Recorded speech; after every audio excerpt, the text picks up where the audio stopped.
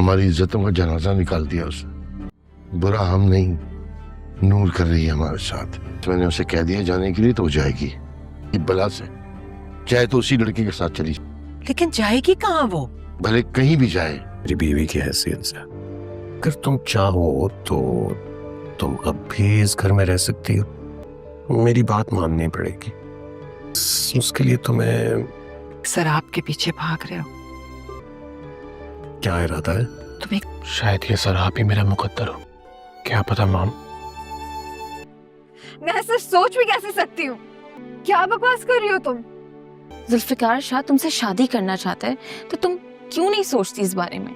ایک دھوکے باز جھوٹے انسان کی وجہ سے کیوں یہ سٹینڈ لوں؟ کیوں؟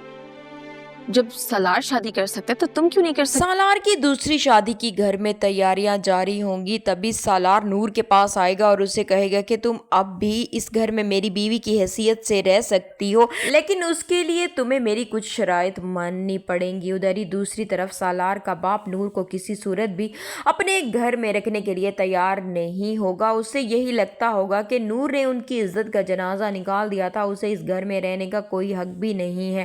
انجم بیگم اپنے شوہر کو جب سمجھانے کی کوشش کریں گی کہ وہ کہاں جائے گی تو وہ یہی بات کہیں گے کہ چاہے تو بے شک اسی لڑکے کے ساتھ چلی جائے، لیکن ہمارے گھر میں وہ اب نہیں رہ سکتی.